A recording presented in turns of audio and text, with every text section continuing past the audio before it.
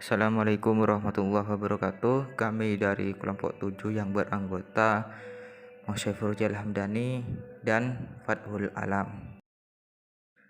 Untuk materi yang akan kami presentasikan, yang pertama mudharabah, kedua rukun dan syarat, yang ketiga aplikasi akad mudharabah dalam lembaga keuangan syariah, yang keempat mudharabah mustarokah dalam lembaga keuangan syariah.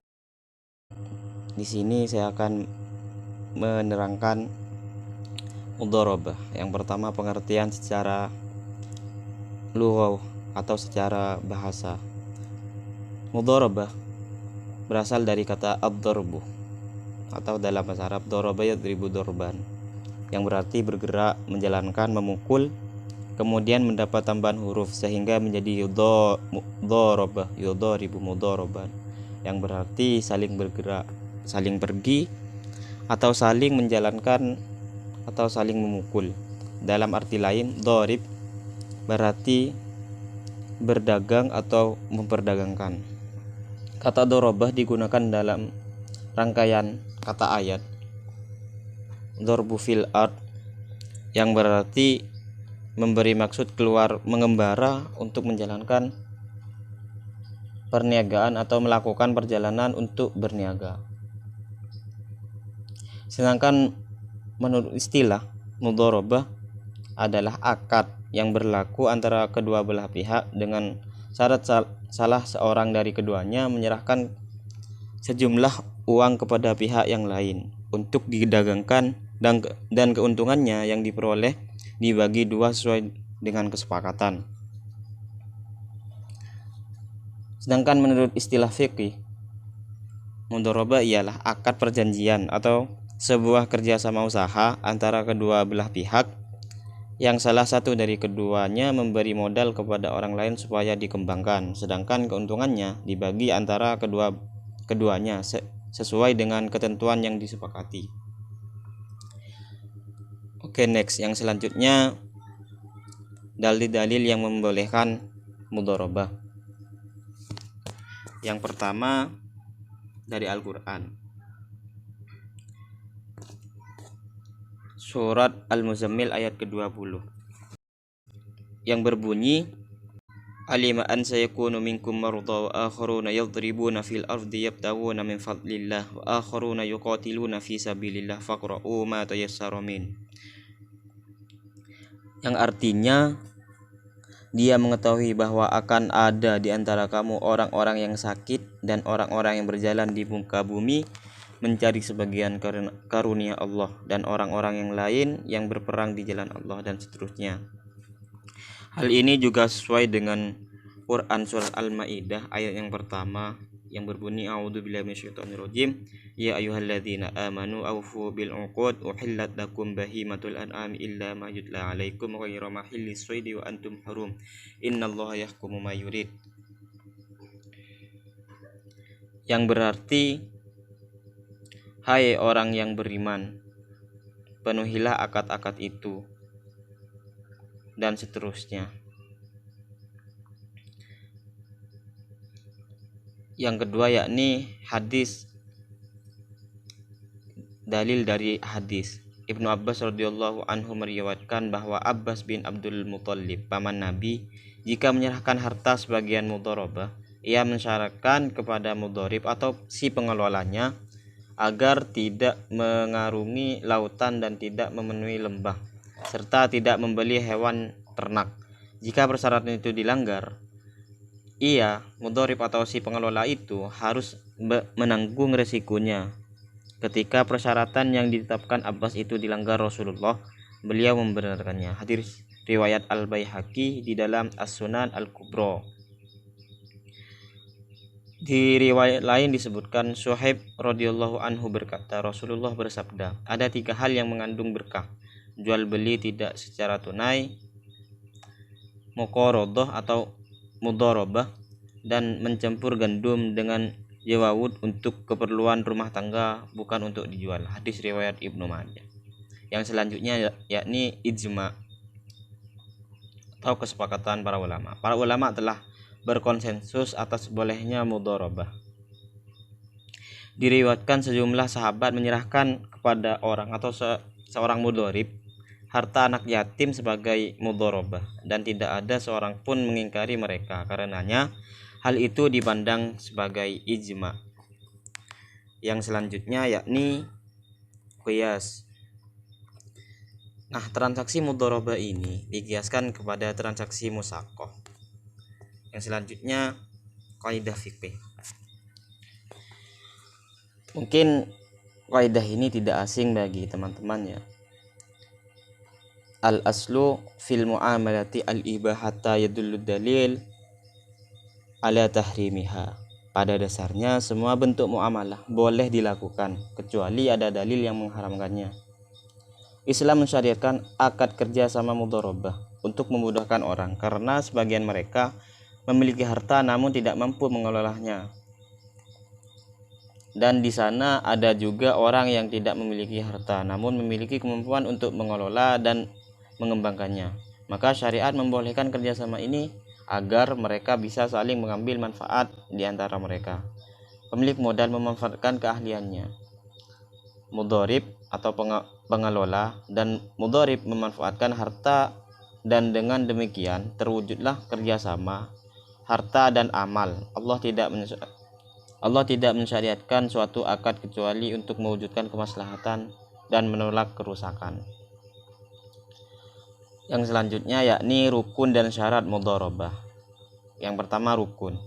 Imam An-Nawawi menyebutkan bahwa mudharabah memiliki 5 rukun. Yang pertama modal, jenis usaha, keuntungan, siqat, transaksi, dan 2 pelaku transaksi yaitu pemilik modal dan pengelola. Selanjutnya yakni syarat dari mudharabah. Imam Nawawi juga menyebutkan diantaranya yang pertama penyedia dana atau sohibul mal, dan pengelola yang biasa disebut mudharib harus cakap hukum. Yang kedua, pernyataan ijab dan qabul harus dinyatakan oleh para pihak untuk menunjukkan kehendak mereka dalam mengadakan kontrak atau akad. Yang selanjutnya modal sejumlah uang atau aset yang diberikan oleh penyedia dana, pengelola atau mudharib untuk tujuan usaha dengan syarat sebagai berikut. Yang pertama, modal harus diketahui jumlah dan jenisnya.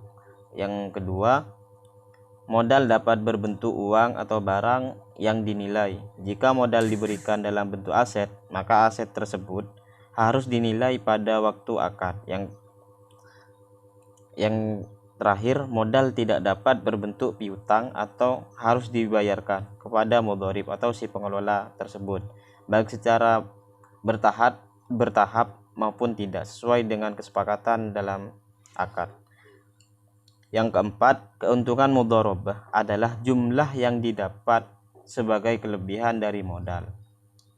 Yang kelima atau yang terakhir, kegiatan usaha oleh pengelola mudharib sebagai penimbangan modal yang disediakan oleh penyedia dana.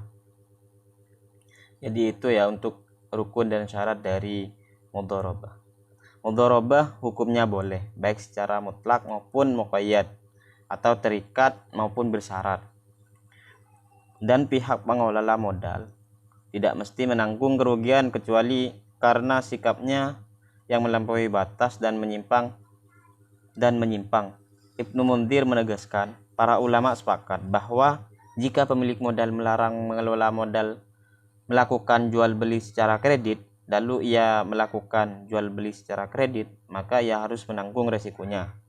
Dari Hakim bin Hizam, sahabat Rasulullah, bahwa beliau pernah bersyaratkan atas orang yang beliau beri modal untuk dikembangkan dengan bagi hasil, dengan berkata, jangan engkau menempatkan hartaku ini pada binatang yang bernyawa, jangan engkau bawa ia ke tengah lautan, jangan pula engkau letakkan ia di lembah yang rawan banjir. Jika engkau melanggar salah satu dari larangan tersebut, maka engkau harus mengganti hartaku.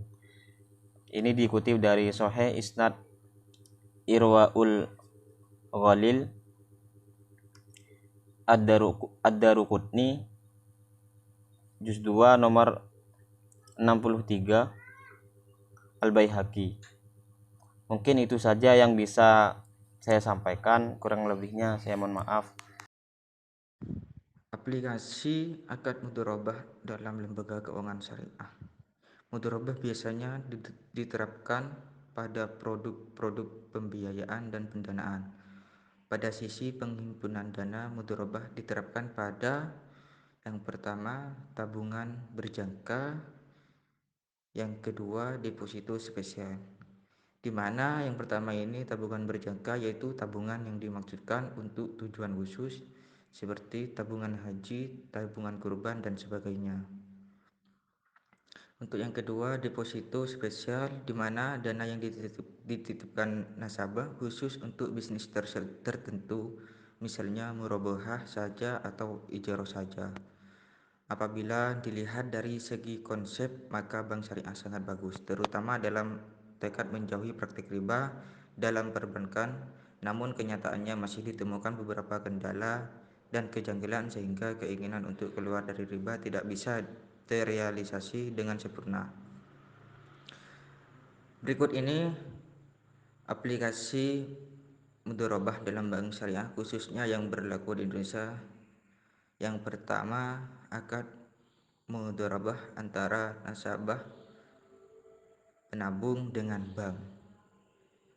Yang kedua, pembiayaan yang dilakukan pihak bank kepada nasabah peminjam. Di mana yang pertama ini akan mudharabah antara nasabah penabung dengan bank. Pertama, tabungan berjangka. Sistem atau teknisnya adalah nasabah penabung memiliki ketentuan-ketentuan umum yang ada pada bank seperti syarat-syarat pembukaan, penutupan rekening, mengisi formulir, menyertakan fotokopi KTP, spesimen tanda tangan, dan lain sebagainya. Yang kedua, deposito biasa ketentuan teknisnya sama seperti ketentuan umum yang berlaku di semua bank. Pada produk ini, pihak penabung bertindak sebagai sahibul mal dan pihak bank sebagai mudharib. Ketiga, deposito khusus, dana yang dititipkan nasabah khusus untuk bisnis tertentu. Keumuman bank syariah tidak menerapkan produk ini. Secara hukum syar'i, akad yang tertuang dalam formulir yang disediakan pihak bank cukup transparan sesuai dengan prinsip syariah dan berbeda dengan bank konvensional. Bentuk akad pada bank syariah tersebut dan perbedaannya dengan bank konvensional menjadi nilai lebih untuk bank syariah. Namun demikian, ada beberapa hal yang perlu disoroti pada akad mudharabah antara penabung dan bank syariah. Di antaranya yaitu yang pertama, bila terjadi kerugian pada usaha bank atau bank ditutup atau bangkrut, semua bank baik konvensional ataupun syariah harus terikat dan dinaungi oleh sebuah lembaga independen yang resmi, yaitu Lembaga Penjamin Simpanan atau LPS. Setiap bank mengasuransikan seluruh dana simpanan nasabah kepada lembaga tersebut. Pihak bank yang membayar preminya. Bila terjadi kerugian atau failit pada pihak bank, maka lembaga penjamin simpanan yang mengganti semua dana simpanan dari nasabah penabung, paling banyak 2 miliar. Untuk yang kedua, bila demikian kenyataan di lapangan yang tidak mungkin dipungkiri, maka hakikat sesungguhnya adalah bukan akad mudharabah tetapi akad pinjaman atau qirad, yang karakteristik intinya adalah harus mengembalikan pinjaman maupun yang terjadi. Dalam hal ini maka akad antara penabung dan bank syariah juga tidak terlepas dari riba, karena satu penjamin tersebut mengandung unsur bunga. Dalam hal ini adalah bagi hasil yang dicapai.